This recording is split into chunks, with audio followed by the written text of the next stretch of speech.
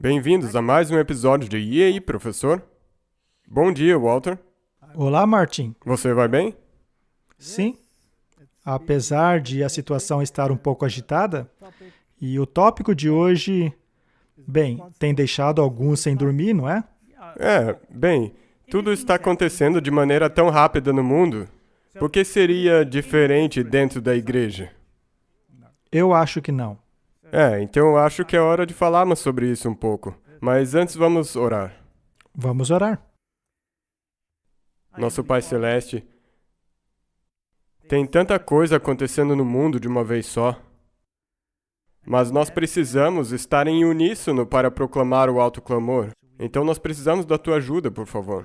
Abençoa essa conversa, por favor. Abençoe os que nos assistem e ilumine nossas mentes, em nome de Amém. Jesus. Amém. Martin, nós temos tentado deixar de lado as questões pessoais de dentro da igreja. Temos tentado deixar essas coisas o máximo possível fora da discussão. Mas quando a coisa chega num certo nível, a gente precisa falar. Do contrário, daremos a impressão de que consentimos com o que está acontecendo. Portanto, hoje vamos falar a respeito de algumas coisas. E você escolheu. Você escolheu um título muito intrigante, Chorando por Tammuz. Bem, não vamos detalhar o que aconteceu naquela época, quando esta frase foi escrita lá no Antigo Testamento. Quando as mulheres choravam pelo deus Tammuz. Mas o título certamente implica que algo não vai bem na casa de Israel. Portanto, chegou a hora de falarmos sobre alguns assuntos. Eu também acredito piamente. Bem, eu não tenho outra escolha a não ser acreditar, pois o espírito de profecia deixa bem claro que haverá uma sacudidura. E será o testemunho direto que causará a sacudidura. Sim, porque Deus vai fazer a sacudidura. Deus é quem vai fazer a sacudidura, mas o testemunho é parte disso, e o testemunho é o espírito de profecia. Então, isso tem um papel crucial em toda essa questão. Sendo assim, vamos dar uma olhada em algumas coisas para contextualizar. Temos recebido muitas perguntas. Tenho recebido muitos telefonemas. Algumas pessoas estão muito desapontadas. E precisamos salientar aqui que foi predito que essas coisas aconteceriam. Mas estas coisas ruins não tornam a igreja em si uma instituição apóstata.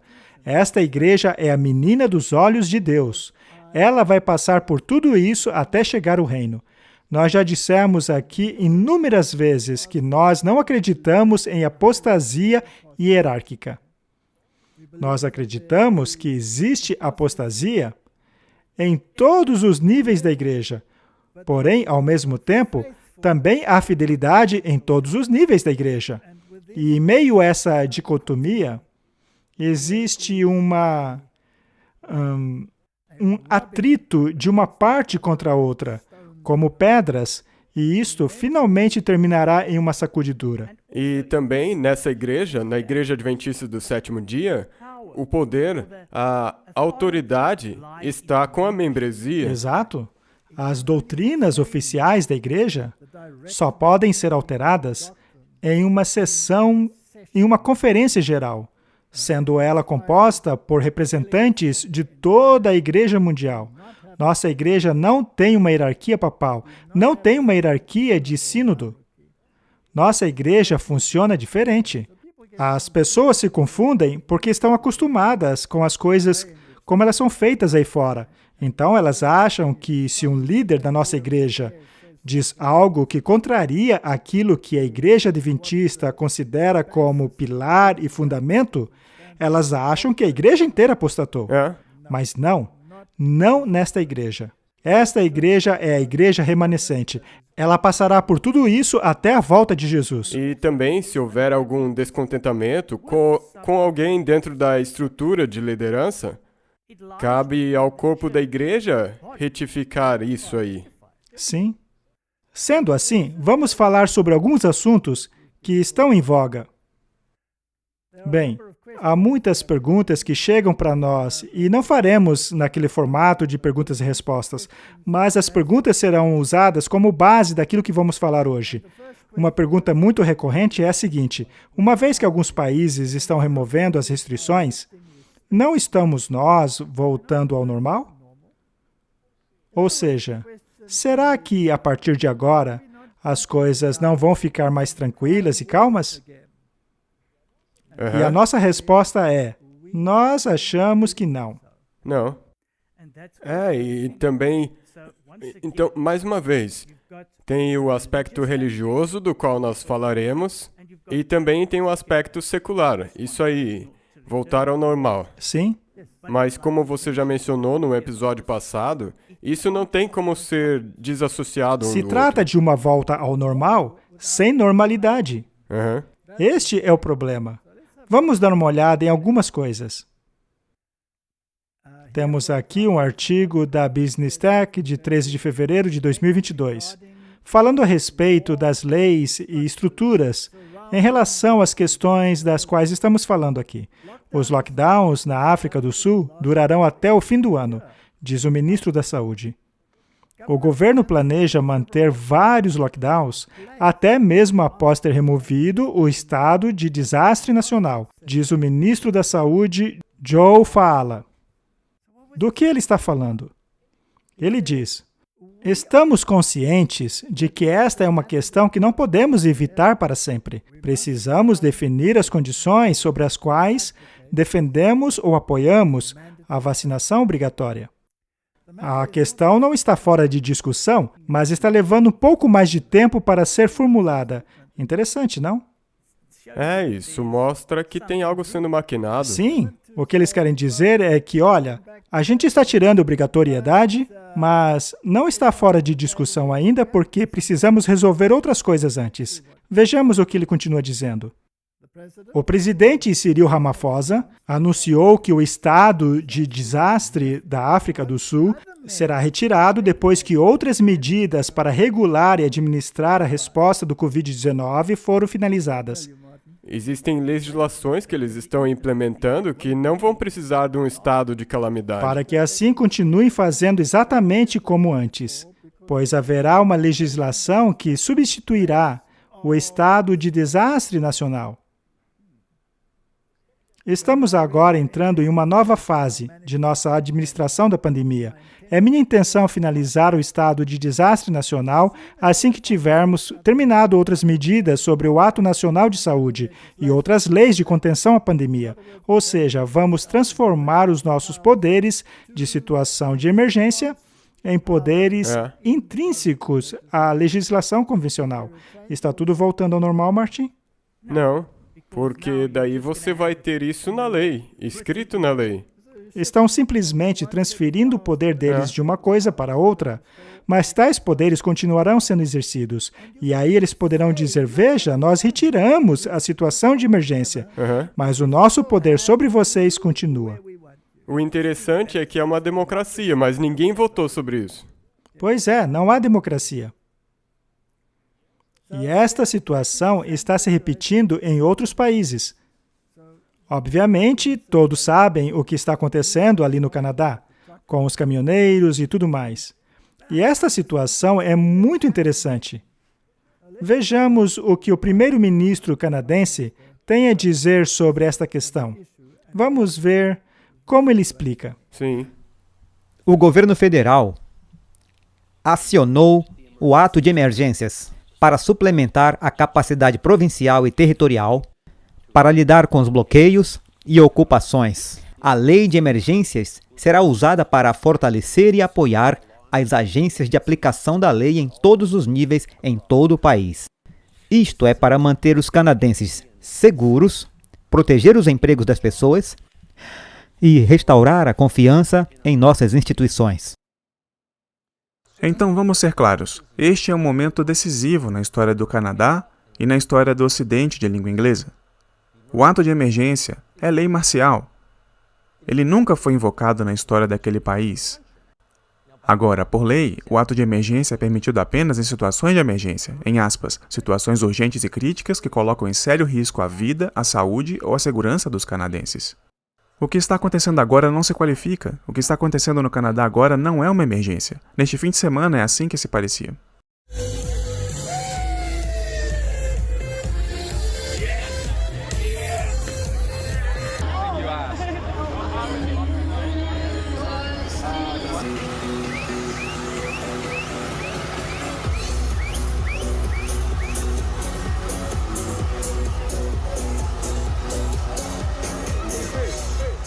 Sob a lei marcial, o Trudeau agora tem o poder de forçar os bancos a confiscar suas contas bancárias e as companhias de seguros a cancelar seus seguros. Isso significa que eles não podem mais viver no Canadá. Eles são não pessoas, são inimigos do Estado e serão esmagados.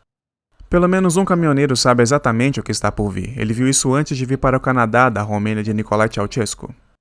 Por que é que as pessoas não podem decidir? Por quê? 100 ou 180 ou 200 pessoas para decidir a sua vida por mim ou pelo outro. Deixa o povo canadense decidir. É triste quando algumas pessoas decidem a sua vida. Quando 300 pessoas decidem a vida de 30 milhões. Deixem-nos decidir. Hoje, o vice-primeiro-ministro do Canadá, a propósito, como ex-jornalista americano, talvez não surpreendentemente, anunciou que daqui para frente Justin Trudeau regulará todo o financiamento coletivo e criptomoedas sob a lei de financiamento do terrorismo. É mesmo? Então Justin Trudeau agora é responsável por todas as suas finanças. Qual é a conclusão de tudo isso? Você viu que aquele caminhoneiro romeno disse? Existem algumas pessoas no governo, não importa quantas seja, 180, 200, 300, tanto faz. Estas pessoas estão tomando decisões no lugar da consciência de todo o país. Elas estão impondo suas decisões sobre a vontade do povo. Seria isso democracia? Não. Isso é tirania, não é? Correto. Isso se chama tirania. Portanto, surge a pergunta: como é possível que um pequeno número possa decidir pela maioria e impor a sua vontade? Estaria isso em harmonia com o plano original que Deus tinha em mente? Com certeza não está em harmonia. Muito bem. Será que podemos pegar o que está acontecendo no mundo hoje? Porque, afinal, as pessoas estão muito bravas.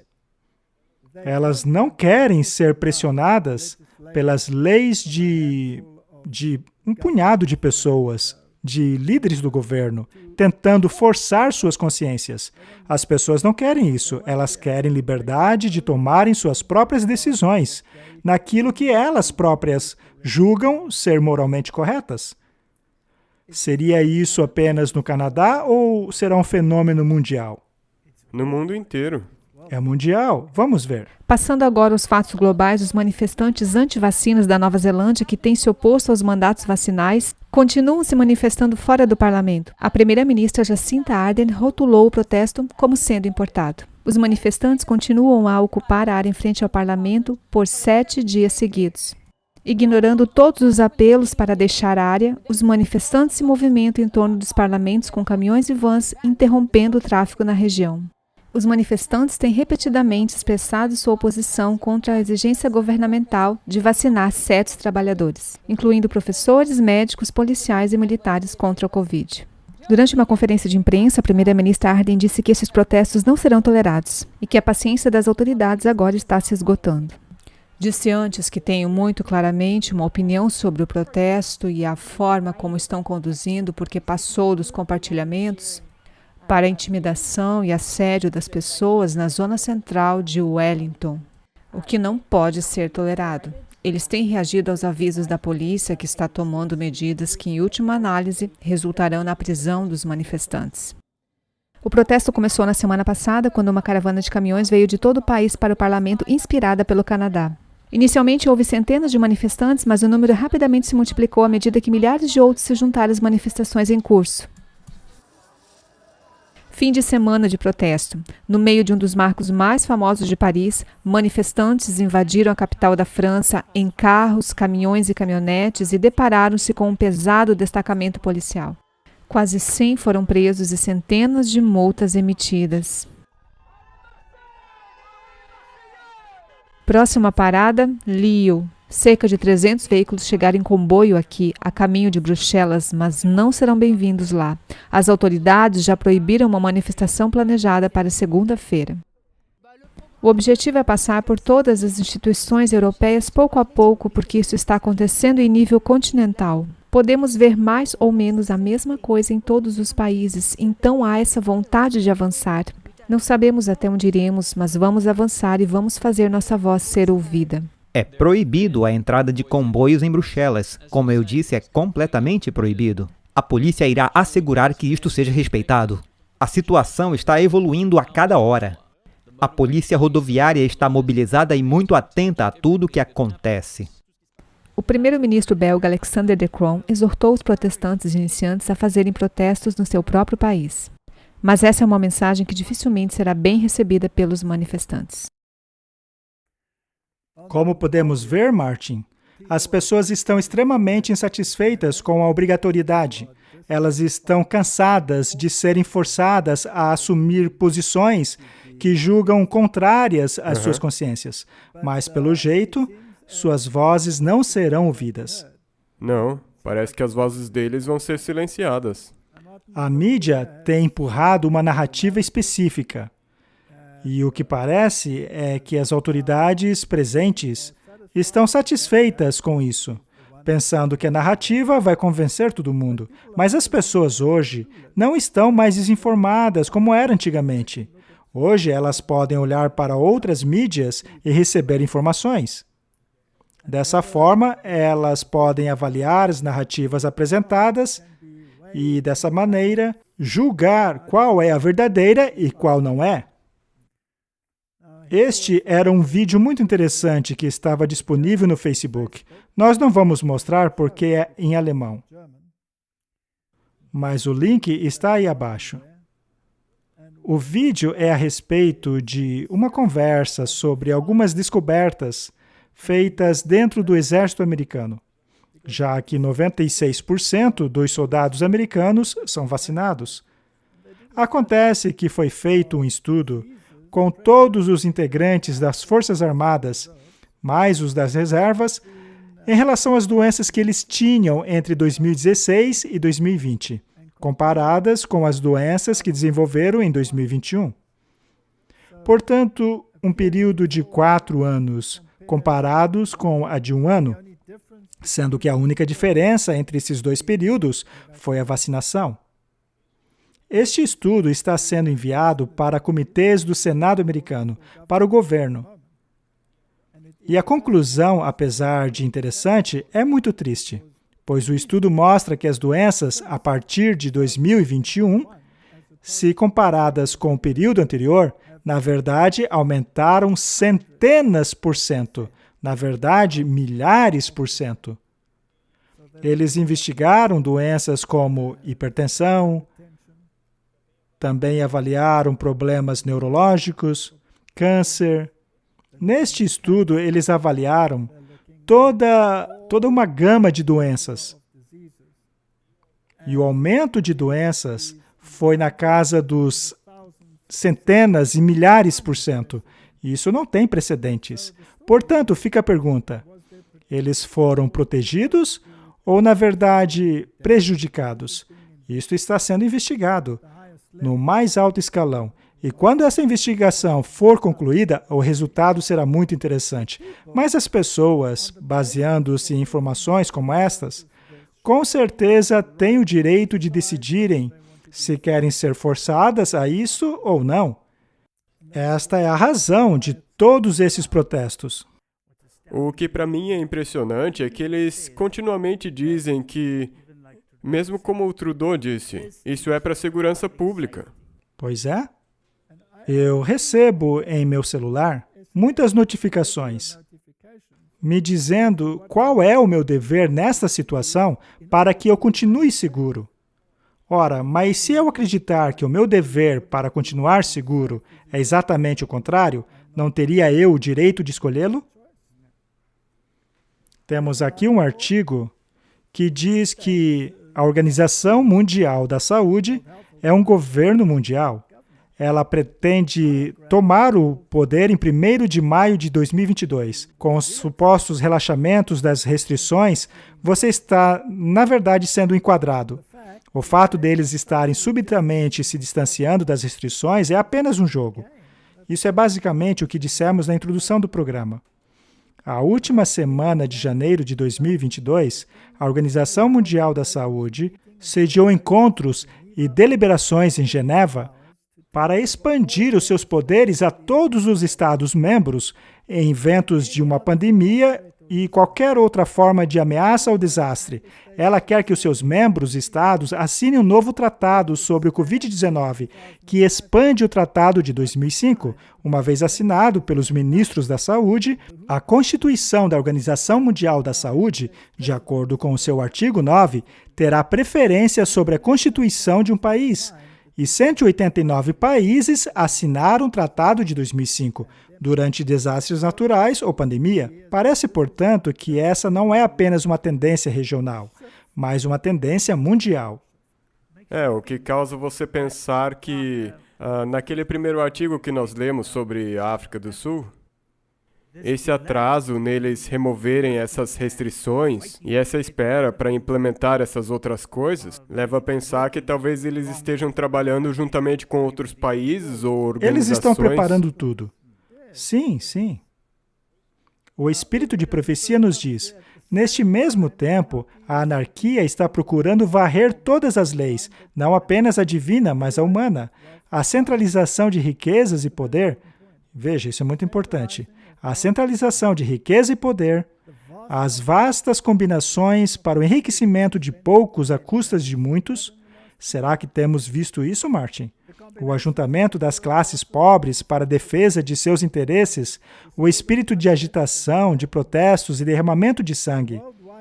A disseminação mundial dos mesmos ensinos que levaram à Revolução Francesa, tudo isso conduz o mundo a uma tribulação semelhante àquela que convulsionou a França.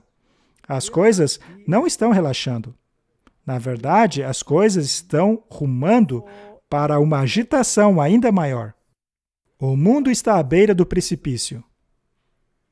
E o quanto antes percebermos isso, melhor. Aqueles que têm sido complacentes até agora, chegou a hora de vigiar.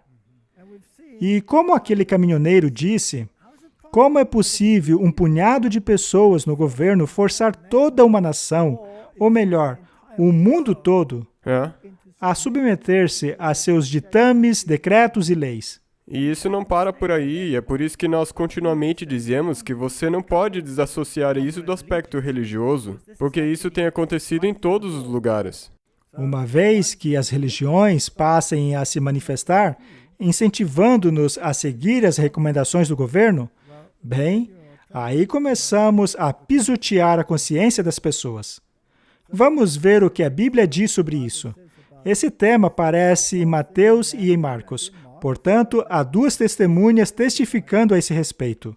Então Jesus, chamando-os para junto de si, disse: Bem sabeis que pelos príncipes dos gentios são estes dominados, e que os grandes exercem autoridade sobre eles. Mas não será assim entre vós. Todo aquele que quiser entre vós fazer-se grande, então seja o vosso serviçal. A Bíblia proíbe estritamente que a mesma atitude vista no mundo hoje seja implementada no povo de Deus. Isso é lei, é a Bíblia.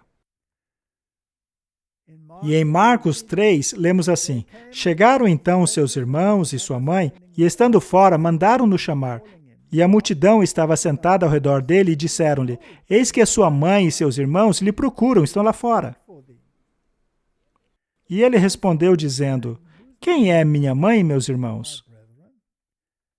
E olhando ao redor para os que estavam assentados junto dele, disse: Eis aqui a minha mãe e os meus irmãos. Porquanto qualquer que fizer a vontade de Deus, esse é meu irmão, irmã e mãe. O que aconteceu aqui é que disseram a Jesus que havia uma autoridade a quem ele precisava ouvir. Ou seja, vá lá para ver o que ela quer. Agora veja, Jesus não está sendo rude aqui, mas ele deixou uma lição teológica muito importante. Aqueles que fazem a vontade de Deus, estes são os que pertencem ao seu reino. E isto inclui a mãe dele e seus meio-irmãos, nesta situação em particular. Portanto, precisamos compreender isso a partir da Bíblia. Não deve haver dominação entre o povo de Deus. Como então devemos tomar decisões em questões que envolvam a consciência? Naquilo que se refere ao nosso relacionamento pessoal com Deus e de nosso senso de obediência, que devemos prestar à maior autoridade do universo. O Espírito de Profecia nos diz, na carta 88, Deus é o governante do seu povo. Ele ensinará àqueles que derem as suas mentes a Ele como usarem os seus cérebros. Ao pôr em prática a sua habilidade de executar, eles crescerão em eficiência. A herança do Senhor é constituída de vasos grandes e pequenos, mas cada um tem uma obra individual. A mente de um homem, ou as mentes de 2 ou 3 homens, não podem ser consideradas seguras para que todos a sigam. Que todos olhem a Deus, confiem nele e creiam totalmente em seu poder. Se submetam a Cristo e não a homens, pois homens não têm o poder de impedi-lo de cair. Martin, não devemos submeter as nossas consciências aos poderes de um grupo de homens que querem forçar suas consciências a nós. Isso é contra a vontade de Deus. A palavra de Deus diz que eles não podem dominar sobre você. Isso não é ordem de Deus.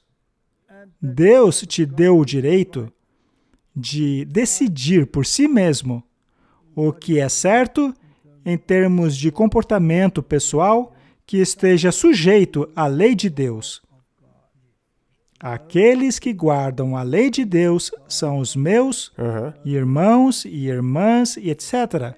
Então, não é que você não tem mais leis ou regras, mas você deve usar a sua própria mente para definir se está ou não em conformidade a essa lei. Sim, e então quando todas essas coisas começarem a acontecer, e se forem contrárias ao que Deus disse que a sua consciência deveria ser, então você não pode mais acatar isso, mesmo que seja a lei do país. Ou as leis de alguns dentro da igreja. Ou na igreja. Olhemos essa questão sobre a luz da reforma da saúde. Pois, como temos visto, essa também é uma questão de saúde. Sim. O princípio da reforma da saúde tem sido proclamado por nós como um povo por 30 anos. E ainda assim, existem entre nós ministros do Evangelho e membros da igreja que não têm respeito pela luz que Deus deu quanto à reforma da saúde. O mais interessante é que, normalmente, aqueles que não têm respeito a essa mensagem são os mais ditatoriais. Eles comem como querem, trabalham como querem.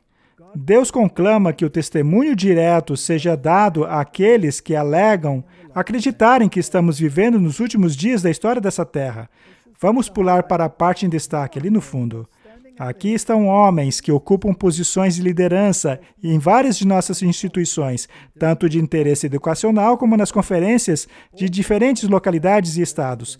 Todos esses devem permanecer como representantes para entoarem a voz que moldará os planos que serão levados adiante. Deve haver mais do que 1, 2, 3 homens a considerar todo o vasto campo. Esta obra é grande e não existe uma mente humana capaz de planejar a obra que precisa ser feita. Normalmente, a palavra representante denota que você se posiciona não apenas pelas suas ideias, mas pelas de um grupo. Digamos, por exemplo, que uma igreja decida que nós acreditamos em 6 dias literais da criação. E então envie uma delegação de representantes para representar esta ideia. Poderia esse delegado representar sua própria visão e dizer, não, eu não acredito assim. Isso é ridículo, ainda mais para os dias de hoje. Não. Não, pois assim ele não representa a maioria. Isso é muito importante, porque você, como você já disse, é um tipo de procurador. Então você está lá no lugar de todas essas pessoas que você está representando. E se às vezes você representa um grupo, você deve colocar de lado a sua opinião, a fim de representar corretamente aqueles a quem você representa. Por exemplo, o embaixador de um país. Será que este indivíduo está em absoluta harmonia e concordância com tudo o que o seu governo faz? Não. Não necessariamente. Ele pode desaprovar algumas coisas, mas o trabalho dele é representar o governo. Assim, ele não está lá para representar suas próprias visões. Não deve haver dominação, não deve haver uma atitude superior, não deve haver coerção ou um papado entre nós. Assim como filhos de Deus e um em Cristo, como Jesus vê as castas, as distinções da sociedade, a separação de um homem para com seu próximo por causa de cor, raça, posição, riqueza, nascimento ou conquistas? O segredo da unidade é encontrado na igualdade dos crentes em Cristo. O motivo para toda divisão, discórdia e diferença é achado na separação de Cristo. Cristo é o centro para o qual todos devem ser atraídos. Quanto mais próximos do centro, mais próximos nos uniremos em sentimentos, simpatia, amor e crescendo ao caráter e imagem de Jesus. Com Deus não há acepção de pessoas. Isto é muito claro. Martin, será que há divisões dentro da igreja hoje? Sim, tem uma divisão grande. E será que há divisões no mundo da política? Claro. E será que essas divisões não são porque algumas pessoas pensam em estarem mais certas que as outras? Sim, e eu acho também que o problema é que alguns dos líderes mundiais e também dos nossos líderes estão agindo como se fossem os senhores do resto. Temos aqui uma questão muito séria. E de uma perspectiva religiosa, a orientação bíblica é claríssima. Muitos planos têm sido feitos que Deus não ordenou. A raiz da qual esses planos surgiram é a mente de homens finitos. Os vigias de Deus têm estado cegos. Eles deveriam estar acordados para ver que a mente de um homem, o julgamento de um homem, jamais se tornaria poder que Deus endossaria. Investir um homem, ou poucos homens, com muito poder e responsabilidade, não é algo que está de acordo com a forma de Deus de trabalhar. Ao criarmos estruturas que tornam-se a voz definitiva de todo o corpo, estamos transgredindo aquilo que Deus ordenou.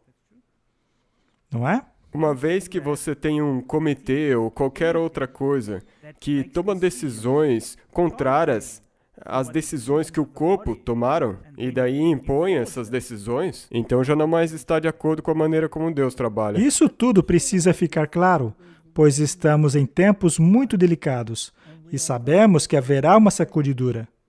Qualquer homem, seja ministro ou leigo, que procura compelir ou controlar a razão de qualquer outro homem, torna-se um agente de Satanás para fazer a sua obra. E à vista do universo celestial, ele traz consigo a marca de Caim. A marca de Caim é algo muito interessante. Basicamente, é a mesma palavra utilizada para o sinal utilizado para identificar o povo de Deus. O selo. É o selo, que por sua vez é o sábado. Portanto, a marca de Caim é a marca da autoridade, é o sinal de Anu. E encontramos o sinal de Anu encontrado nas cortes papais. As cortes papais reclamam para si a autoridade que Caim tinha sobre os filhos da desobediência. E é isto que está acontecendo no mundo. Nós não queremos a marca de Caim. Não podemos tolerar ter a marca de Caim. E aqui ela é muito direta ao dizer que, se compelirmos ou controlamos a razão de outra pessoa, somos um agente de Satanás. Isso é perigoso. O poder coercitivo é achado apenas no governo de Satanás. Os princípios do Senhor não são desta ordem. Ele não trabalha nesta linha. Ele não dá o menor encorajamento para que qualquer ser humano se coloque como Deus acima de outro ser humano, sentindo-se na liberdade de causar a ele o sofrimento físico ou mental. Este princípio é totalmente satânico. Estas palavras são duras, mas acho que chegou a hora de serem tornadas públicas, já que vemos isso cada vez mais. Não apenas em termos da arena política, mas também dentro da arena religiosa. E a parte triste é esse sofrimento mental ou físico que nós vemos agora acontecendo prevalentemente. Por acaso, você já recebeu alguns e-mails falando a respeito de sofrimento físico e mental resultantes de práticas coercitivas? Muitos. Eis aqui uma outra pergunta. Isso mais ou menos engloba onde estamos na questão do que podemos esperar. Não me parece que as pessoas lá do topo irão abrir mão de suas alegações de terem poderes coercitivos sobre um grande número de pessoas. Não mesmo. Aquilo que estão fazendo não está em harmonia com a vontade de Deus, mas com a vontade de Satanás. Correto? Sim. E está se tornando cada vez mais feroz nessa altura. E conforme a resistência aumenta, em breve teremos anarquia. E quando a anarquia chegar, e basicamente é o que algumas dessas elites querem, finalmente teremos mais forças que resultará em tirania. Acaba acontecendo o que aconteceu agora no Canadá. A lei marcial entra em vigor. E aí está a tirania. É mesmo. Também recebemos outras perguntas, Martin. Pois se algo não está certo, em alguns níveis, será que é apenas em um tema específico? Ou será que não há algo que está permeando a verdade, o corpo, que seja de uma natureza ainda mais sinistra? Essas coisas sempre trabalham às escondidas. Você não vê isso claramente. Elas vêm sorrateiramente. E uma vez que você percebe isso, você fica surpreso de quão profundamente isso já se infiltrou. Temos recebido muitos telefonemas, muitas perguntas em relação a este assunto, que vamos falar agora. Mas eu quero deixar claro logo de cara. O nosso objetivo não é atacar a igreja como um corpo. Ainda assim, há certos assuntos que às vezes precisam ser discutidos. Os vigias precisam ter uma visão equilibrada a respeito do que está acontecendo, para assim saberem soar a trombeta. Tem havido muitas perguntas a respeito da lição da Escola Sabatina sobre o livro de Hebreus. Alguns estão perguntando se a série que fiz chamada Substância e Sombras, que lancei alguns meses atrás, foi feita especialmente por causa da Escola Sabatina. Eu gostaria de deixar bem claro que não foi de propósito. Na verdade, eu não tinha a menor ideia de qual seria o próximo tema da Escola Sabatina. Eu não tinha a menor noção que seria sobre o livro de Hebreus. Ainda assim, eu senti uma urgência muito grande em produzir uma série sobre o livro de Hebreus. Na verdade, eu senti uma urgência enorme. Eu acordava no meio da noite, pensando a respeito deste livro, e eu não tinha a menor ideia do porquê esse sentimento de urgência. Portanto, eu não tinha planejado nada, eu não fazia ideia do próximo tema, mas fui compelido a fazê-lo. Desta forma, eu me sentei e comecei a produzir um estudo a respeito do livro de Hebreus, chamado de Substância e Sombras. É um estudo, uma análise verso a verso a respeito do livro de Hebreus, e é claro, sobre a perspectiva adventista. Foi então que a lição da Escola Sabatina saiu e muitos vídeos na internet começaram a comentar a respeito deste autor. Agora, não vamos começar um debate aqui falando sobre isso. Ainda assim, as pessoas estão perguntando. Eu me lembro que, enquanto preparava o estudo, eu me lembrei de uma canção que minha esposa havia escrito. E eu disse a ela, olha, eu acho que essa música combinaria com o estudo, pois a letra tem muito a ver com a temática. Você poderia, por favor, escrever uma introdução para a música, para que a gente possa utilizá-la no programa? Talvez você possa cantar toda a música. Ela já havia feito isto antes, mas não estava muito satisfeita e queria fazer de novo. E como você sabe, não se pode forçar uma coisa como esta, é algo que leva tempo. E eu estava com pressa dentro de mim, eu não via a hora de lançar o estudo, mas então ela finalmente terminou e nós lançamos. Agora, quais são as questões envolvidas? Muitas pessoas têm nos telefonado. Elas falaram com você a respeito? Sim, me enviaram vídeos, como você disse, me fizeram perguntas sobre o assunto. É importante. Eu creio que uma das coisas principais que nós temos que nos focar é que nós não queremos condenar pessoalmente não ninguém. somos caçadores de bruxas. Não. Isso só serve para nos mostrar, mais uma vez, que nós temos que ser muito vigilantes quando nós estudamos a Palavra de Deus ou qualquer outra publicação. Quando eu recebi estas várias perguntas, e alguns autores delas estavam bem frustrados a respeito, na verdade, alguns estavam irritados com isso.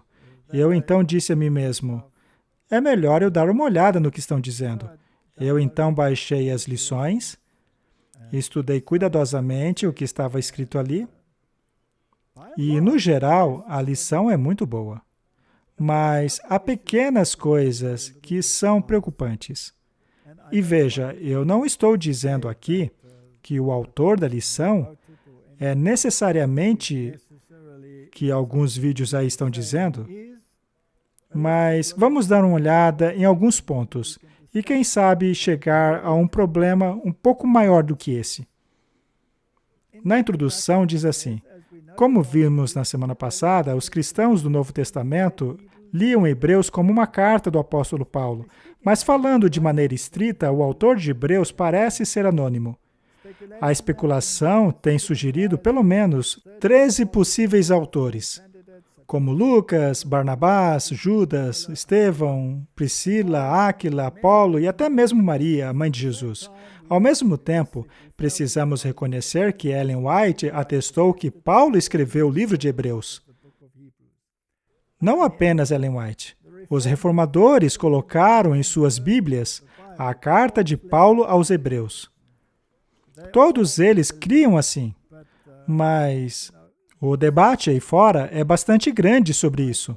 Mas pelo menos o autor da lição aceita que Paulo tenha sido o escritor, conforme disse Ellen White. Ainda assim, foi lançada a dúvida. Então, há uma afirmação na lição número 2 que me chamou a atenção. Os sacerdotes eram apontados a favor dos seres humanos para representá-los e mediar o seu relacionamento com Deus e as coisas referentes a Ele. Os sacerdotes eram o mediador. Isso é verdade em qualquer sistema de sacerdócio, seja judeu, grego, romano, qualquer outro. Os sacerdotes tornavam possível nos relacionarmos com Deus. E tudo que o sacerdote faz tem o propósito de facilitar o relacionamento entre nós e Deus. O sacerdote oferece sacrifícios em favor dos seres humanos. O povo não pode levar esse sacrifício a Deus pessoalmente. O sacerdote sabe como podemos oferecer o sacrifício aceitável de forma que os nossos dons possam ser aceitáveis a Deus, para que possam prover purificação e perdão. Os sacerdotes também ensinavam a lei de Deus ao povo. Eles eram especialistas nos mandamentos de Deus, estando encarregados de explicá-los e aplicá-los. Finalmente, o sacerdote também tinha responsabilidade de abençoar em nome de Jeová. Através deles, Deus mediava sua boa vontade e beneficência ao povo. Para os povos pagãos, é isso mesmo. Mas no sistema judaico, o sacerdote era um tipo... O sacerdote sempre foi um tipo do grande mediador que é Jesus Cristo. A ideia de que você não pode sobreviver sem o sacerdote é um conceito católico. Então, eu me incomodei com esta citação, mas em relação ao resto, não vejo problema. Agora, eu tenho aqui um artigo interessante publicado em fevereiro de 2022. Ele é bastante recente. Segundo o artigo, padre católico fez incorretamente milhares de batismos alterando uma palavra, tornando-os inválido. Tudo bem que eles não sabem que o batismo de criança é inválido em si, mas tudo bem, vamos ignorar isso. E aí ele começa a falar do tal padre que precisou renunciar de sua igreja católica após ter constatado que ele utilizou as palavras "nós o batizamos no nome do Pai, do Filho e do Espírito Santo", ao invés da frase correta que seria "eu o batizo em nome do Pai, do Filho e do Espírito Santo". Isso de acordo com o bispo da diocese. Mas qual é o problema? O problema com "nós batizamos" é que não é a comunidade que batiza o indivíduo, mas é Cristo. É somente Ele que preside todos os sacramentos. Sendo assim, é Cristo Jesus que batiza. Interessante, não? É. O batismo é uma exigência para a salvação, de acordo com a diocese. Ou seja, um sacramento. É através do ato que você recebe a salvação. Então agora, se é inválido, você não mais está salvo? Você não está salvo. Agora o interessante é que o padre deveria ter dito "eu te batizo", mas segundo eles, não é o padre batizando, é Jesus. Bem, você precisa entender a teologia católica. Segundo a teologia católica, quando um padre ordenado, ele é ordenado como alter Christus, ou seja, outro Cristo. Eles se tornam Cristo. É por isso que eles acreditam que na missa, eles criam um Deus que é ainda mais do que criar este mundo. É o que dizem os escritos deles. Eles literalmente se tornam os mediadores. Isso é paganismo do pior tipo. A lição da escola sabatina fez muito bem em condenar isso como paganismo, mas ao mencionar nesse meio os hebreus, a tipologia acabou sendo perdida. É muito perigoso, e se você olhar para o espírito de profecia, ela deixa muito claro que o sacerdote sempre foi um tipo. Sempre um tipo. Uma pessoa me abordou que estava extremamente irritada com as primeiras frases do estudo. Nós então fomos dar uma olhada para ver o que se tratava. E diz assim: ele estava na igreja quando a viu pela primeira vez. Ele estava correndo, errante, absorvido em seus pensamentos, quando de repente viu aquilo. A pintura tinha um pouco menos que 2 metros de altura e 3 metros de comprimento, mas a moça retratada nela exercia uma força estranha e cativante sobre o jovem. Por que ele não conseguia tirar os seus olhos dela? Por que isso? Após refletir um pouco, ele percebeu que eram os olhos dela. A pintura retratava apenas a sua face, e ela estava intencionalmente olhando para alguma coisa. Mas o quê? E por que ela estava tão absorvida nisso? Por um longo tempo, ele não conseguiu tirar aquela pintura de sua cabeça. Vários anos depois, o pintor Arnoldo de Mendes revelou alguns de seus segredos a ele. A pintura foi feita para atrair as pessoas para os olhos dela, mas o segredo estava em suas pupilas. Se você olhar com cuidado, você perceberá que os seus olhos refletem aquilo que ela estava olhando. Seus olhos estavam fixos em Jesus na cruz. Esta é uma história genérica a respeito de alguém. E pode surgir a ideia de que isso é um método de que Paulo também se valia. Quando ele disse, conheço um homem que foi tomado em visão. Ele, na verdade, estava falando de si mesmo. Portanto, alguns se perguntam se esta não seria uma referência ao próprio autor da lição. Talvez ele fosse o menino a olhar para a pintura. E mais tarde, encontrou-se pessoalmente com este artista. Mas veja, se é isso mesmo ou não, isso é pura conjectura. Mas, ao darmos uma olhada nesse artista, Arnoldo de Mendes, veremos que ele é um artista que fez muitas pinturas e muitas exibições. Ele fala sobre pós-modernismo e todo tipo de coisa. E em sua coleção, a pintura a qual ele se refere é a pintura de Maria. Isto é Mariologia. E é intrigante que ele não mencione isso, mas apenas a chame de uma moça, quando na verdade se trata de Maria. E Mariologia é uma coisa que não tem lugar dentro do Adventismo. Porque para nós, O que conta é o sumo sacerdote. A imagem nos olhos da moça é o crucifixo. Mas o nosso estudo do livro de Hebreus tem a ver com o sumo sacerdote vivo. Portanto, é uma introdução estranha para o tema do livro de Hebreus.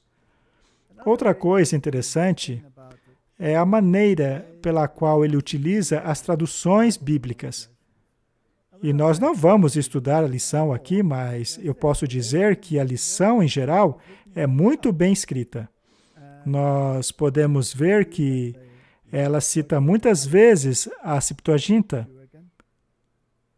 Também vemos algumas ideias que giram em torno disso.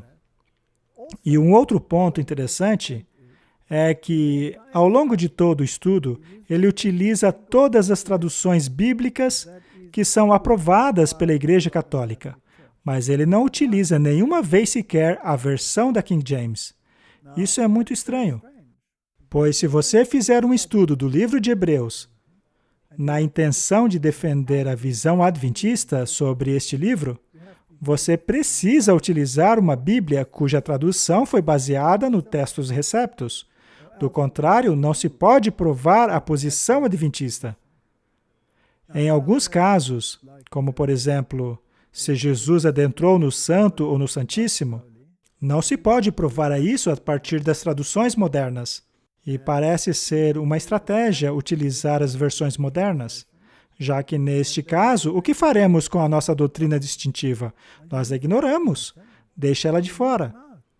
Na minha opinião, quando se trata de um estudo adventista, principalmente quando se trata de um estudo mundial sobre um livro de Hebreus, que é direcionado para adventistas, como podemos ignorar essa doutrina distintiva? Para mim, isto é omissão. E o pecado da omissão pode ser tão grave quanto o seu oposto. Isto é muito problemático para mim. Agora, eu sei que a questão das traduções bíblicas é sempre um assunto delicado. Mas, quando você cita apenas as traduções modernas, que não permitem a defesa da doutrina adventista, isso se torna problemático. Portanto, a lição, de maneira geral, é muito bem escrita. Há pontos muito bons nela. Ainda assim, ela poderia ter sido escrita por qualquer evangélico, e não necessariamente um adventista. Isso é um fato. Uma das doutrinas mais importantes da Igreja Adventista do Sétimo Dia é o juízo investigativo. E a mensagem do E santuário. a mensagem do santuário. E o ministério de Cristo. Se ele ascendeu para o lugar santo ou santíssimo. Esta questão das traduções bíblicas é uma que sempre está causando problemas dentro de nosso meio. Existe uma posição hierárquica e então existe a posição geral. E as duas nunca vão bater. E o que foi que dissemos no início? Será que a posição hierárquica tem o direito de forçar a sua visão, contrariando a consciência do resto do corpo? Não, porque isso é contra o que Deus quer. Isso é contra a vontade de Deus. Portanto, ao ver uma lição como esta, eu fico um pouco preocupado, pois ela deixa de fora a nossa doutrina distintiva. No estudo que eu fiz, sem saber de nada, sem saber que o tema da próxima lição seria de Hebreus, foi feita verso a verso com Textus Receptus, e neles as nossas doutrinas distintivas são claramente vistas. E eu não estou dizendo que o meu estudo é completo. Ele certamente pode ser expandido muito mais do que aquilo. Muito mais pode ser acrescentado a ele. Mas pelo menos é um estudo genuinamente adventista. Nele as pessoas são capazes de ver o que nós, como corpo, professamos acreditar. Agora, sobre este tema, eu sei que já mencionamos muitas vezes isso, mas é uma questão muito, muito importante. E ele está no coração de um dos maiores problemas que temos na igreja. É isso mesmo. Sempre retorna a isso, porque, para mim, essa é a raiz de tudo. A verdadeira palavra de Deus. De qual poço você bebe? É mesmo. E eu questiono por que eles estão constantemente citando a Septuaginta que é uma versão tão sem sentido e contraditória, não apenas consigo mesma, mas com o espírito de profecia. Então, no fim das contas, a questão é essa. Se trata de uma questão daquilo que os pioneiros adventistas criam. Uma vez que o espírito de profecia é parte de nossa denominação, e alguém, seja lá quem for, decida ir contra ele, esse indivíduo não tem o direito de forçar a sua opinião ou lei sobre aqueles que desejam viver em harmonia com o espírito de profecia. E se aqueles que creem no espírito de profecia decidam seguir os ditames dessa pessoa, eles estarão, neste caso, pecando contra a sua própria consciência e contra Deus. Não existe umas partes que eu posso decidir, isso eu vou obedecer, isso eu vou acreditar, mas o resto eu vou desconsiderar porque não se encaixa com o meu sistema de crenças pessoais. Parece meramente uma opinião, mas na verdade é o X da questão. Vamos então mostrar algumas citações, apenas para certificarmos. Referindo-se às traduções bíblicas, lemos o seguinte no Espírito de Profecia. Os valdenses foram os primeiros de todos os povos da Europa a obter a tradução das Escrituras Sagradas. Centenas de anos antes da Reforma, eles já possuíam a Bíblia em manuscritos na sua língua nativa. Eles possuíam a verdade não adulterada. E isso os tornou objetos especiais de ódio e perseguição. Eles declararam que a Igreja de Roma era a Babilônia apóstata do Apocalipse, e a perigo de suas vidas, eles resistiram à sua corrupção. Os valdenses tinham a verdade não adulterada.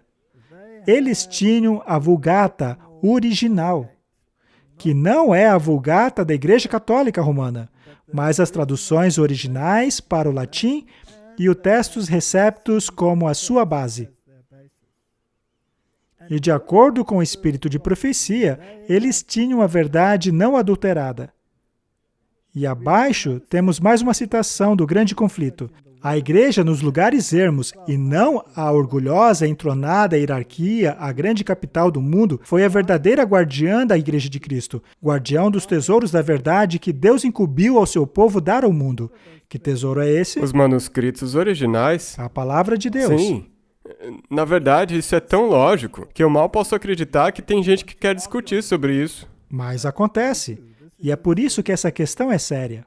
Agora, algumas pessoas levantaram acusações de que esse estudo da escola sabatina seria o resultado de infiltrações dos jesuítas, mas não vamos especular demais. Vamos nos ater aos fatos. Não vamos rotular as pessoas, chamando-as de coisas específicas, mas vamos nos ater a perguntar se aquilo que elas escreveram ou disseram estão em harmonia com aquilo que nós, como povo, recebemos como dom especial. Esta é a questão. Bem, nós nos deparamos sim com um problema, porque quando qualquer outra pessoa, como por exemplo o Dr. Fauci, estuda numa instituição jesuíta, nós dizemos que ele recebeu uma educação jesuíta. Então isso te coloca um pouco em problemas, se você decidir ir estudar lá, se você pertence à igreja. Sim, seria problemático estudar num lugar desses, a menos que o seu objetivo fosse evangelizar.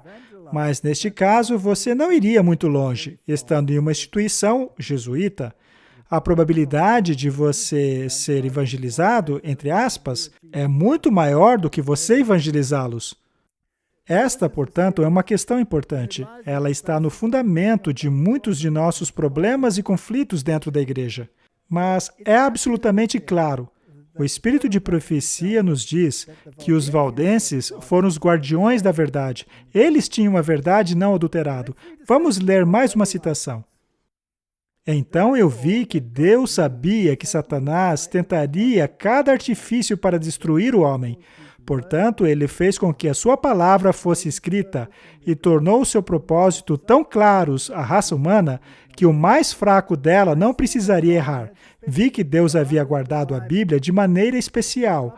Ainda assim, quando suas cópias eram poucas, homens cultos em algumas situações mudaram as palavras, pensando estarem tornando mais claras, quando, na verdade, estavam mistificando aquilo que já era claro.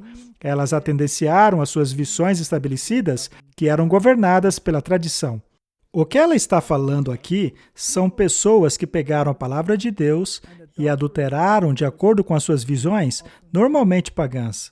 Estamos falando de pessoas como Orígenes, por exemplo, e posteriormente aqueles que o seguiram, como Eusébio, e finalmente aqueles que seguiram Eusébio, como Jerônimo. Eles possuíam esses manuscritos adulterados.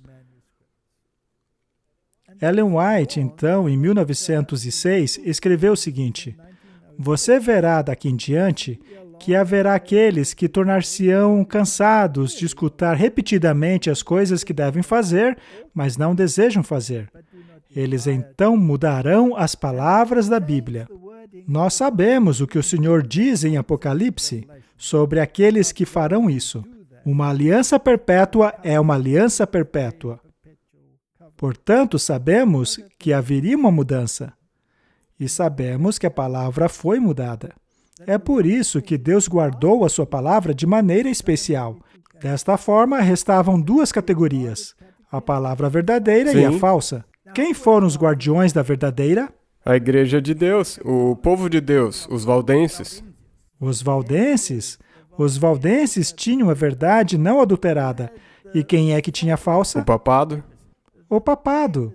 Não é claro Sim. isso? Então, agora, se você for fazer dessa maneira, você pode dizer, ok, então o que o papado aprova? Então tem que seguir essa linha. Muito bem. Vamos ainda mais adiante, novamente com o grande conflito. Mas a nossa igreja não endossa publicamente o grande conflito? É. Pois é.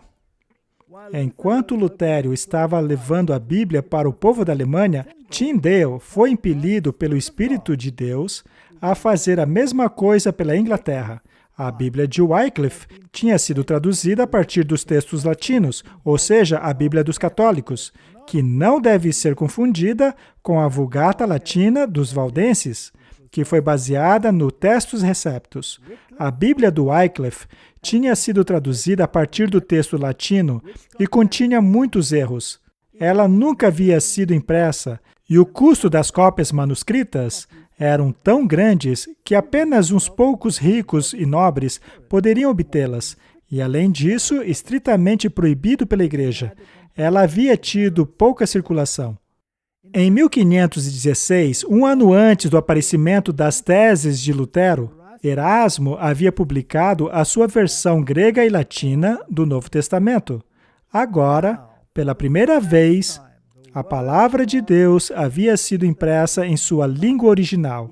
Nesta obra, muitos dos erros das antigas versões foram corrigidas e seu sentido estava mais claro. Tyndale deveria completar a obra de Wycliffe ao dar a Bíblia aos seus compatriotas. Ou seja, a palavra de Deus estava nos manuscritos de Erasmus. E este era o Textus Receptus. E tanto Martinho Lutero quanto Tyndale utilizaram estes manuscritos. Foi esta versão que Deus deu aos reformadores. Não deveria ser difícil de entender. Martin. Portanto, por anos, o Textus Receptus foi a base do protestantismo. A Bíblia de Geneva foi baseada nos Textus Receptus. Ela utilizou os manuscritos valdenses, assim como os manuscritos gregos que vieram depois. Tyndale utilizou os Textus Receptus. Lutero utilizou os Textus Receptus. Eles mudaram a língua e a Bíblia King James nascia. Agora, pouco importa se o rei James era um homem bom ou não. O que realmente importa é quem traduziu aquela Bíblia. Foram os reformadores, aqueles que eram firmes pelos princípios, que foram atribulados, martirizados. Foram estes homens que traduziram aquela Bíblia. E eles foram extremamente cuidadosos ao traduzi-la, utilizando os manuscritos que haviam sido disponibilizados, o que incluía os manuscritos valdenses. E também é importante mencionar isso, que Mesmo a versão King James da Bíblia não sendo infalível, não tendo nenhum erro nela, ela vem do texto recebido. E é aí que o fundamento está. É isto que importa. Se há uma palavrinha errada aqui ou acolá, isto pouco importa. O que de fato interessa é que as doutrinas foram retiradas do textos receptos. Esta é a Bíblia protestante. Mas de onde vieram as traduções modernas? Veja, quando as Testemunhas de Jeová lançaram a primeira versão de sua Bíblia, houve um grande furor por causa de tantas mudanças que haviam nela. As pessoas ficaram horrorizadas com tantas mudanças grosseiras. Aquela foi a tradução New World. Acontece que as versões que vieram após ela, como a NVI e outras, tinham ainda mais diferenças. Acontece que ninguém fez um escândalo por causa disso. Vamos dar uma olhada nisso. O texto grego que utilizamos como base para a tradução New World, isso é o que diz o prefácio da Bíblia deles. É o texto amplamente aceito de Westcott e Hort, devido à sua reconhecida excelência. Mas nós também levamos em consideração outros textos, incluindo aquele preparado pelo Dr. Eberhard Nassau e aquele que foi compilido pelo acadêmico jesuíta espanhol José Maria Bover, e ainda aquele outro pelo acadêmico jesuíta Amarck. Isso não te dá calafrios, Martin? Eu já vou começar a correr já. É de sair correndo, não? Muito bem, temos todos esses acadêmicos aí, mais o texto de Westcott e Hort. E por sua vez é baseado no Sinaítico e no Vaticanos, chamados por eles de Oceano de Pureza, que na verdade tinha tantos erros que até mesmo o Papa ordenou que fossem feitas milhares de correções. Portanto, esses manuscritos patéticos, que sequer tinham o início de Gênesis, ou de Apocalipse, ou de muitas outras coisas, que possuem adentos ridículos, como o Evangelho de Barnabé, por exemplo, tudo isso é a base para essas novas traduções modernas. Isto saiu das entranhas do catolicismo. Portanto, todas as Bíblias desse tipo são aprovadas pela Igreja Católica Romana, enquanto que qualquer outra Bíblia que seja baseada somente nos textos receptos é condenada pela Igreja Católica. Sendo assim, por que iria um protestante, ou melhor, por que iria um adventista, utilizar somente as traduções aprovadas pela Igreja Católica, enquanto que nos foi claramente dito que eram os valdenses que possuíam a verdade não adulterada? O único motivo que eu posso pensar é para não ser visto como tolos aos olhos do mundo. Isso tem a ver com a alta crítica. Continuando, nos lugares onde divergirmos dos textos de Westcott e Hort, os nossos rodapés mostram a base para a nossa leitura preferida. Nós demos algumas definições a respeito do fundo de nossos textos ao mostrar em nossos rodapés os manuscritos mais antigos aos quais nós recorremos. Obviamente, esses textos são vaticanos e os sinaíticos. A base para as traduções bíblicas modernas é o texto Nestle Aland, que por sua vez é baseado nos mesmos manuscritos descritos acima. Na verdade, Nestle deixa claro ao afirmar explicitamente que o manuscrito do Vaticano deve ser preferível acima de qualquer outro manuscrito. De jeito nenhum. O manuscrito valdense é preferível.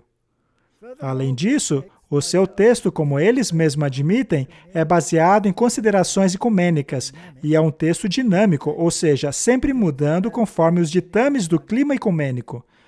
Em 1968, as Sociedades Bíblicas Unidas e o Vaticano chegaram a um acordo de que apenas esses textos devem ser usados como base para as novas traduções em igrejas e em estudos bíblicos.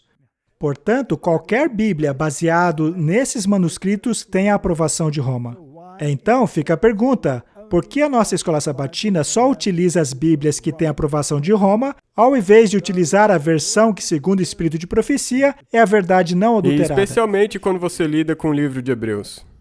Exato, porque com essas versões não podem se provar a doutrina adventista. Próxima pergunta. Por que você foi banido da Alemanha? Nós já tivemos essa pergunta algumas vezes. Você já adereçou essa questão um pouco. Eu cheguei a dar um pequeno testemunho sobre isso, mas como tocamos novamente neste assunto, vamos lá. Martin, essa questão da origem dos valdenses, essa questão a respeito de onde os verdadeiros guardiões da palavra de Deus se originaram, é uma questão muito importante. Muitos de nossos acadêmicos, muitos deles, estão caminhando na estrada da alta crítica. Estão se recusando a aceitar que a Bíblia que os reformadores produziram ainda seja a mais confiável. Eles estão caindo nessa armadilha de achar que essa Bíblia que foi encontrada no cesto de lixo é mais confiável porque é mais antiga. Sabe, esta batalha já vem de longas datas. Sim. Na década de 30 do século passado, o autor Wilkinson escreveu um livro a respeito disso. E ele foi tão criticado pelos teólogos e pelo Instituto Bíblico de Pesquisas, dentro da Conferência Geral, a respeito deste assunto, que acabou surgindo uma grande confusão. Eles então o repreenderam, escreveram documentos contra ele e acabaram o marginalizando. Então ele escreveu um livro, do qual tenho apenas uma cópia. Ainda assim é um manuscrito completo, cujo título é Respostas às Objeções sobre o livro A Nossa Bíblia Autorizada. É um belo manuscrito, como você pode ver, é bem grosso. E ao lermos algumas das introduções deste livro, veja, vamos ler o prefácio. Na década de 1930, B.G. Wilkinson publicou o livro A Nossa Bíblia Autorizada Vindicada. Alguns de seus colegas rejeitaram o livro e o criticaram publicamente. Wilkinson era professor em um dos nossos colégios, teve o seu cargo questionado, o que tornou obrigatória uma resposta de sua parte. Martin, às vezes, quando você é atacado publicamente por aquilo que diz, torna-se necessário dar uma resposta ao público. Este livro é uma resposta às críticas deles. E ele literalmente acaba com todos os argumentos deles. Eu estudei cuidadosamente esse livro. E é incrível como frequentemente os críticos fazem menção às notas de margem das novas traduções. A tradução King James também tem anotações na margem, mas são pouquíssimas, e apenas reforça aquilo que já está no texto de uma outra maneira. Por outro lado, as notas de margens das versões modernas apresentam leituras alternativas, criando tanta confusão que não se sabe mais qual é a palavra de Deus. E esses críticos se apoiavam nessas notas de margens para criticar o Wilkinson. Bem, eu li todos os argumentos, e acontece que o Wilkinson destrói cada um deles. Os argumentos dos críticos simplesmente viram poeiras diante desse documento tão completo aqui.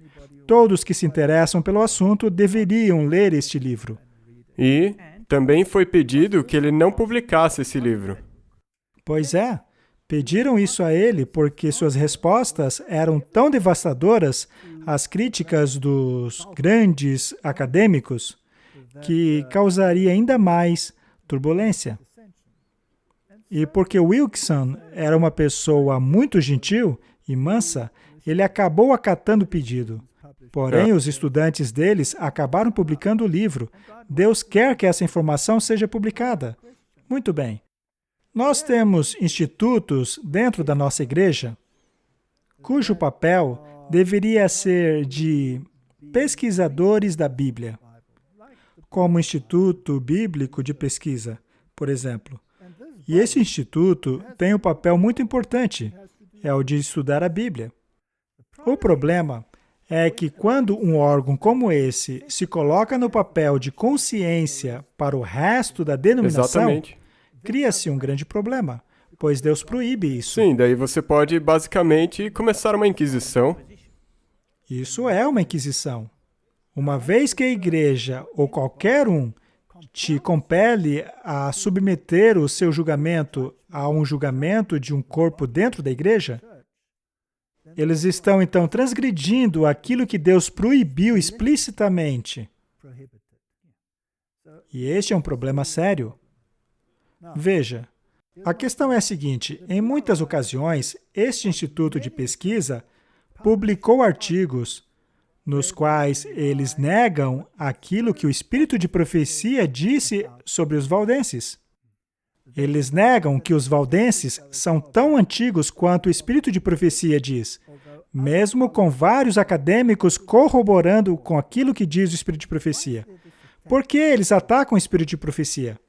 Por que o Instituto de Pesquisa Bíblicas, um instituto de nossa igreja, que está atuando como o juiz da consciência de toda a denominação, que, aliás, não tem essa autoridade, por que é que ele diz que o espírito de profecia, ou seja, que Ellen White foi influenciada pelas notas de margens da Bíblia King James para afirmar que a Terra possui aproximadamente 6.000 anos de idade? Por que eles não querem isso? Porque senão eles vão parecer como tolos aos olhos do mundo. Porque eles insistem em utilizar a Septuaginta, que estica este período para além dos 6.000 anos. Pelo mesmo motivo. Pela mesma razão. Ora, nós, como denominação, cremos no espírito de profecia ou não? Sim, porque a Bíblia diz em Apocalipse 12, verso 17, que a igreja dos últimos dias, a igreja remanescente, terá o espírito de profecia. Correto? Portanto, quando eles dizem implicitamente que o espírito de profecia não é confiável, porque, afinal, ele confiou em uma nota de margem da King James,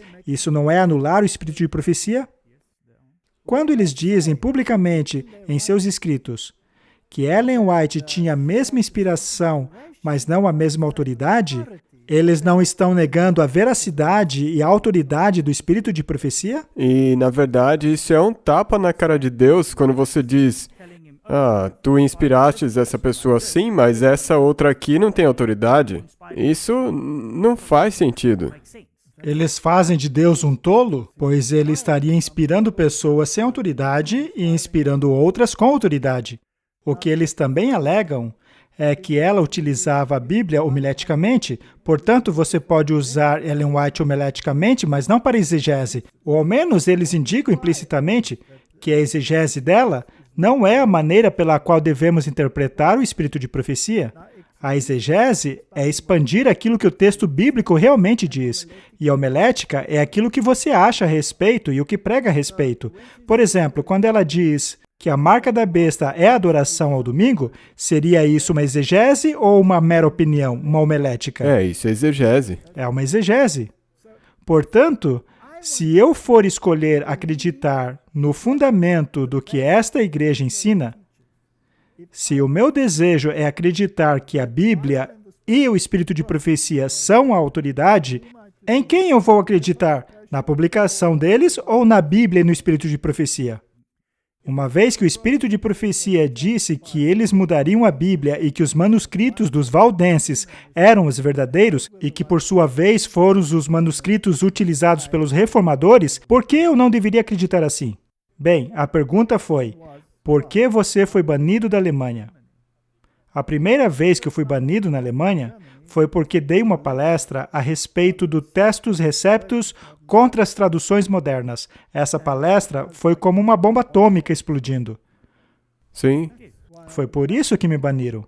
A pergunta então é: seria correto que a liderança de uma igreja banisse alguém somente porque ele acredita que Deus deu aos reformadores os manuscritos corretos para que neles pudesse basear as suas traduções bíblicas? Seria isso correto? Eu acho que... Ora, por acaso existe alguma crença fundamental em nossa igreja que eu me obrigue a acreditar nos manuscritos católicos? Não. Então me banir por quê? De novo, é aquela coisa. Como você vai parecer aos olhos do mundo? E em quem eles se apoiaram para endosar esse banimento? O BRI. O Instituto de Pesquisas Bíblicas. E este instituto já declarou, em publicações do passado, que eles não concordam com o espírito de profecia em relação à questão dos valdenses. Eles rejeitam que os valdenses são tão antigos quanto diz o espírito de profecia. Mas é claro, ainda há outras questões também. Por exemplo, Jesus foi ao lugar santo ou santíssimo? Mas a gente nem precisa chegar tão longe. Esse assunto, como eu disse, faz parte da lição da escola sabatina. Mas, enfim, em relação ao julgamento deles, eles podem se manifestar. Eles podem manifestar a opinião dos seus acadêmicos. Mas quando você se enche de orgulho e passa a acreditar que tem mais conhecimento do que o espírito de profecia, neste caso, eu tenho o direito de escolher se quero acreditar neles ou na Bíblia e o espírito de profecia. A minha decisão é que eu escolho acreditar na Bíblia e no espírito de profecia. E por isso eu fui marginalizado. É isso mesmo. Nós, então, trocamos muitas correspondências. Eu enviei a eles muitos detalhes, mas eles nunca responderam às minhas indagações. Chegou um ponto que eu me frustrei tanto que perguntei se eles ainda acreditavam que o Papa é o anticristo. Você acredita que eles se recusaram a responder essa pergunta? Foi então que eu decidi que também me recusaria a respondê-los. E foi assim que tivemos um atrito. Mas, Martin, a questão não foi enterrada, pois a guerra continua. Para mim, é uma questão de consciência. Mas para eles, é uma questão acadêmica. E estas duas estão em conflito. Eu acredito que chegaremos a um ponto em que isto causará pelo menos parte da sacudidura em nossa igreja. Por que então eu fui banido? Eu fui banido porque eu acredito que o textus receptus dos reformadores é a palavra de Deus, me baseando naquilo que o espírito de profecia diz. Mas depois de um tempo, eles removeram o banimento, porque finalmente perceberam que eles não tinham nada a favor deles nessa questão, pois não há nenhuma doutrina em nossa igreja me proibindo de acreditar na Bíblia traduzida por Lutero, ou então naquela outra Bíblia alemã, que também foi baseada nos textos receptus, a Bíblia Schlachter, ou nada que me proíba a Bíblia King James. Ora, por que eu não deveria acreditar nela? Afinal, o cristianismo baseou a sua fé na versão King James da Bíblia. Isso por décadas. Por que eu deveria descartá-la hoje? E ir contra as versões que Roma aprova. Eu desafio o povo de Deus. Leiam Mensagens Escolhidas, volume 1. Leiam a seção a respeito de Cristo e o santuário. Veja se vocês vão encontrar nas Bíblias modernas sequer uma menção que defenda tudo o que está escrito lá. Se você encontrar uma, bom para você, mas certamente seriam mínimas, isso se de fato existirem. Então, por que me baniram de novo, já que haviam me desbanido? Bem, eu já contei a história aqui. Acontece que a história fica mais interessante. Eu fui banido porque eu dei uma palestra em que mencionei a posição bíblica de que a Israel de Deus hoje não é o que conhecemos atualmente como país de Israel, mas aqueles que estão em Cristo são a semente espiritual. Mas eu fui um passo além. Eu também disse que fisicamente a maioria deles não são sequer a descendência literal dos judeus, mas sim dos Casares. Não todos, mas alguns deles. E isto foi considerado antissemita. Desta forma, eu fui acusado a um nível governamental. Isso é sério. Esta é uma acusação seríssima, pois eu poderia ir para a cadeia, pelo menos ali na Europa. Alguém de dentro da igreja me acusou formalmente. E desta forma, o governo foi obrigado a me investigar, pois lá esta é uma questão muito séria. E então a hierarquia da igreja uniu-se imediatamente àqueles que estavam fazendo esse alarde.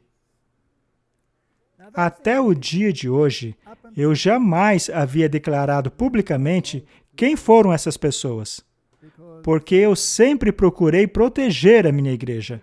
Afinal, não se esqueçam que essa igreja é a menina dos olhos de Deus. E se as coisas estão erradas lá na liderança, o próprio Deus vai resolver. E agora mesmo ele está ocupado resolvendo algumas delas. É mesmo? Pois estamos em uma situação agora em que líderes da igreja estão se assenhorando de sua posteridade, fazendo legislações contrárias à vontade de Deus, pelo menos na minha opinião. Sim, e tomando o lado do Estado. E muita coisa está sendo escrita a respeito disso. Artigos foram publicados na Igreja Adventistas Fulcrum 7, com os quais eu concordo plenamente, pelo menos nessa questão. Mas voltando à minha história. Então, por cerca de 1 ano, houve uma investigação formal.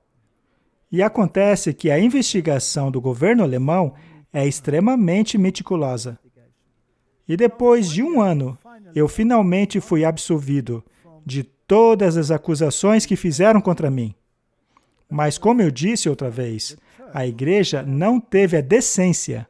Aliás, não vamos dizer a igreja, não. Vamos dizer que um grupo de certos líderes lá da Alemanha não tiveram nem a decência de pedirem desculpas por aquilo que causaram não apenas a mim, mas a toda a minha família.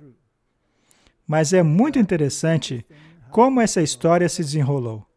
Quando eu me sentei na cadeira de réu, eu finalmente pude ver quem havia feito a acusação contra mim. Muito bem, vamos continuar. Temos aqui um artigo muito interessante. Ela é do Serviço de Imprensa Adventista, de novembro de 2021. A Adventista é eleito para a liderança do Concílio Ecumênico de Berlim-Brandenburg. Em seu encontro de 26 de novembro de 2021, a Comissão de Diretores do Concílio Ecumênico de Berlim-Brandenburg elegeu um novo presidente, o Monsieur Dr. Hans-Jürg Günther, da Arquidiocese de Berlim. É o novo presidente do Concílio Ecumênico de Berlim-Brandenburg, durante o mandato de 2021 até 2024. A liderança do concílio elegeu o pastor Dietmar Peschel. Vocês podem vê-lo aqui na direita, oriundo da Igreja Adventista do Sétimo Dia como seu representante. Temos aqui o bispo católico e, ao seu lado, o representante adventista. Muito bem. O presidente da Igreja Adventista do Sétimo Dia, o pastor Ted Wilson, deixou bem claro que nenhum corpo da igreja ou mesmo indivíduos podem fazer parte de concílios ecumênicos. Muito bem, este homem é parte de um concílio ecumênico. Ele é o principal dos representantes. Exato.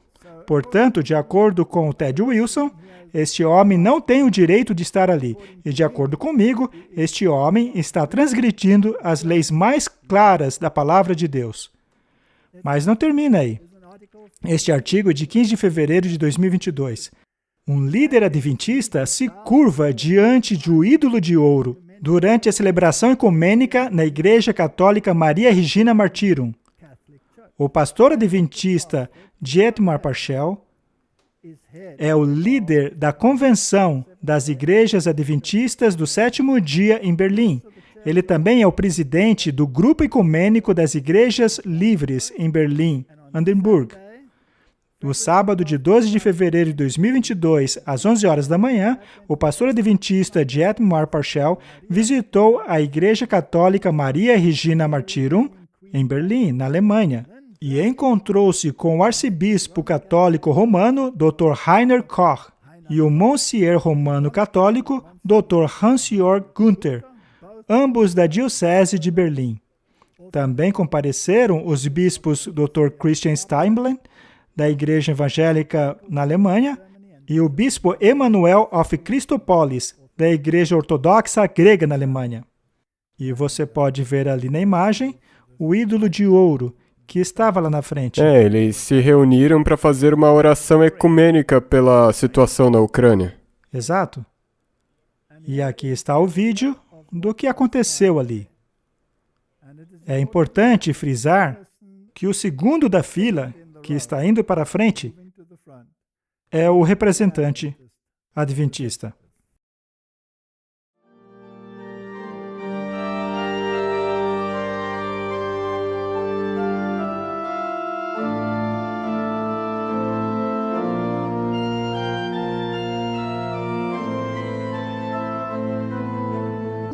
E te dê a paz. Que tudo isso vos seja garantido pelo bom e triuno Deus.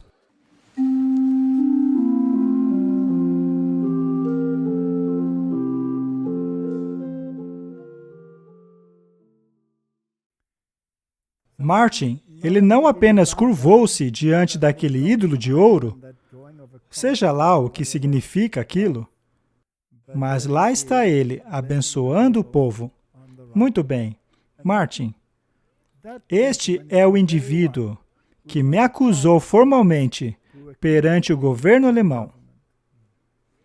Este é o indivíduo que teve o apoio da liderança da igreja alemã para me banir, Depois que você já tinha sido inocentado pelo governo, né? mesmo após eu ter sido absolvido pelo governo.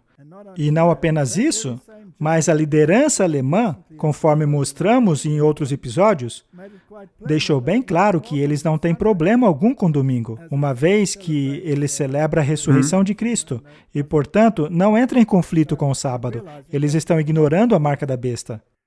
Isso não é um problema, Martin?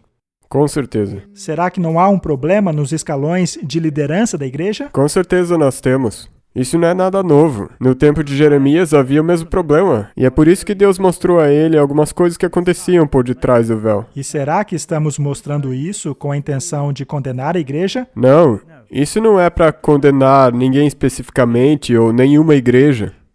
Isso é para trazer a atenção que nós precisamos orar por essas pessoas e pela igreja, pela nossa igreja. Naquela época em que tudo aquilo aconteceu, este indivíduo era intimamente associado a uma organização que, por sua vez, era afiliada ao Adventist Today, por exemplo, que, aliás, também não gosta das coisas que falamos aqui.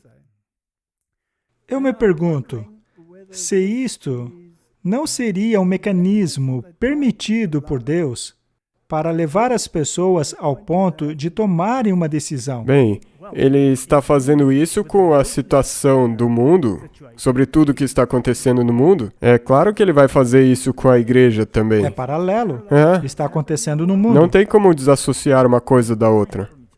E essas pessoas que ocupam posições de liderança envolvidas em todas estas coisas e que estão intencionalmente atacando pessoas de dentro da igreja, não apenas eu, que acreditam na Bíblia e no espírito de profecia. Eu acredito que essas pessoas não têm o direito de ocuparem posições de liderança. Eles devem ser removidos de seus cargos, pois é o povo que decide isso, não são eles que decidem. Exatamente. E qualquer um, seja na igreja ou em qualquer organização dentro da igreja, que deseja dominar o povo de Deus e forçá-lo a ir contra a sua consciência, não tem o direito de estar numa posição de liderança. Eu acredito que alguns desses corpos são importantes, eles deveriam existir, mas nunca deveria ser dado a eles o poder de tornarem-se a consciência pela igreja. Isso é absolutamente errado. Nós não temos credo, nós temos a Bíblia e o espírito de profecia. É isso que decide aquilo que nós acreditamos. Chegou a hora do povo de Deus tomar uma posição. Se tais pessoas vão contra a vontade de Deus, é o nosso dever resisti-los e ignorá-los. Como você já disse, isso é a nossa tarefa, porque se nós continuarmos em silêncio, nós estaremos sendo cúmplices. Quem cala, consente. Estas aqui são mais algumas imagens daquele encontro. O interessante é que quando eu estava naquela situação, este indivíduo postava constantemente em sua página do Facebook que ele entretinha relações com jesuítas e frequentava retiros jesuítas. O que uma pessoa como esta faz na igreja adventista? Eventualmente, os seus frutos vão começar a mostrar. Já está mostrando. Agora vemos para onde está caminhando. Por que a liderança da igreja tolera isso e marginaliza aqueles que creem na Bíblia e no espírito de profecia? Por que eu estou banido da Alemanha até hoje? Você não precisa responder. Eu não vou responder. Não precisa. Martin, não devemos nos curvar diante de um ídolo de ouro. E também não podemos nos curvar diante de ordens que contrariam a nossa consciência. E como vimos no início desta conversa, no que se refere às questões seculares, você viu as evidências que foram publicadas no que está acontecendo no exército dos Estados Unidos, em que o índice de doenças cresceu astronomicamente. Estes dados deveriam estar nos informando quanto às decisões que devemos tomar. E há muitas outras decisões. Há a questão de montar-se uma imagem à besta, ou seja, obedecer aos ditames de governos que vão contra a consciência do indivíduo ou contra a consciência do povo, ainda que sejam uma minoria. O que está acontecendo em nossa querida e amada igreja é uma questão muito séria que precisa ser discutido. Você mencionou que se nós colocarmos isso na história bíblica de Daniel, nós tivemos a escolha a respeito da saúde. E a próxima escolha vai ser com relação à adoração. E por acaso não estamos vendo uma manifestação tipológica de curvar-se a um ídolo? Eu acho que sim. E se este ídolo começar a ser chamado de sábado, será que nos curvaremos diante dele? Chegou a hora de uma séria reflexão. Eu faço um apelo à nossa igreja. Os nossos pioneiros criam na Bíblia e no espírito de profecia. Eles diziam que não tinham credo senão apenas a Bíblia. Também disseram que nenhum homem tem o direito de dominar sobre o outro. Também disseram que certos braços da igreja não são necessariamente a voz de Deus se falarem contra a vontade dele. Devemos fazer as nossas escolhas individualmente e permanecermos firmes por aquilo que cremos.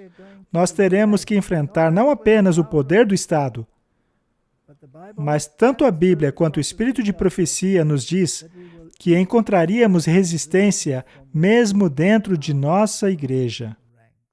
É a verdade que forma o fundamento sobre o qual nos apoiamos, e não a opinião de alguns indivíduos.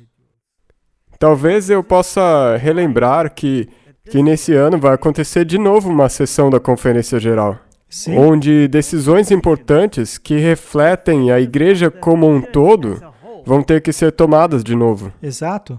Talvez nós deveríamos repensar o que tem acontecido na igreja. Sim, talvez devêssemos repensar. Será que ainda cremos na Bíblia e no espírito de profecia? Deveríamos nos perguntar se queremos na liderança pessoas que não acreditam no espírito de profecia. Bem, já que entramos neste assunto, Sim, vamos falar do próximo assunto também. esse artigo foi trazido mais uma vez à minha atenção essa semana. Esse artigo aí já saiu há uns 2 anos, numa das palestras que nós montamos juntos.